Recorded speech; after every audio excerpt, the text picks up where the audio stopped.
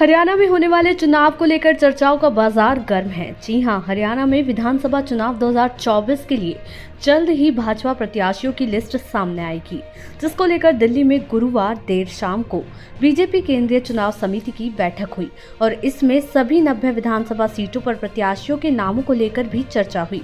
जहां भाजपा हाईकमान ने कुछ सीटों पर नाम तय किए हैं, वहीं कुछ पर दोबारा मंथन होगा और इसके बाद ही ऑफिशियल तौर पर लिस्ट जारी होगी। इसके अलावा अगर सूत्रों की माने तो राव इंद्रजीत की बेटी आरती राव को अटेली विधानसभा से टिकट दिया जाएगा।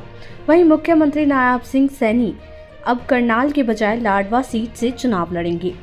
वहीं एक बार फिर से अनिल विज अंबाला कैंट से चुनाव लड़ते हुए नजर आएंगे। टिकट आवंटन पर मंथन को लेकर चुनाव समिति की मीटिंग के बाद मुख्यमंत्री नायब सैनी, प्रदेश अध्यक्ष मोहन लाल बडौली, केंद्रीय मंत्री मनोहर लाल के साथ पीएम नरेंद्र मोदी ने अलग से मीटिंग की है। और इस मीटिंग की सबसे अहम बात ये रही कि हरियाणा भाजपा के प्रदेश अध्यक्ष मोहन लाल ने चुनाव नहीं लड़ने की इच्छा जताई है।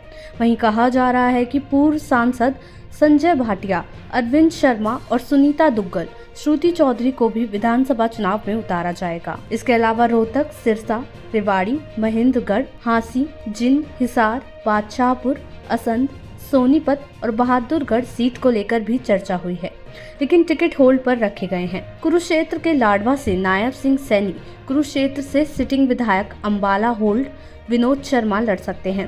अंबाला कैंट अनिल विज, आदमपुर से भव्य बिश्नोई, कलानौर से रोहतक के एक्स मेयर और फतेहाबाद से सिटिंग विधायक को भाजपा टिकट दे सकती है।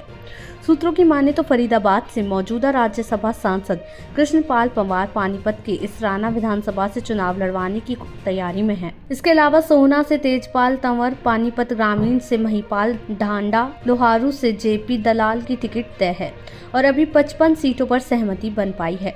उधर पूर्व सीएम खट्टर के कई ओएसडी भी टिकट मांग रहे थे, लेकिन उनमें से अब तक किसी को भी टिकट नहीं दिया गया है।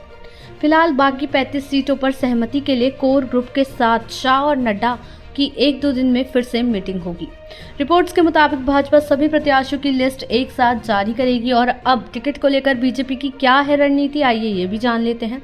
सूत्रों से मिली जानकारी के अनुसार टिकट बंटवारे के लिए कुछ खास मापदंड तैयार किए गए हैं। पार्टी इस चुनाव में जातिगत समीकरणों का ध्यान रखकर ही टिकट देगी। जीतने की क्षमता और लोकप्रियता को भी पैमाना बनाया जाएगा। नेताओं के बच्चों को टिकट देने से भी परहेज पार्टी नहीं करेगी। एंटी इनकम्बेंसी की काट के लिए टिकटों पर कैची भी चलाई जाएगी।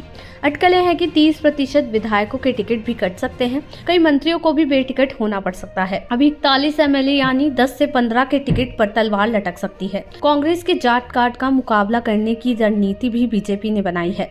36 बिरादरियों को जोड़ने की रणनीति पर काम बीजेपी कर रही है। पंजाबी, गुर्जर, ओबीसी, यादव को पाले में लाने की कोशिश में है।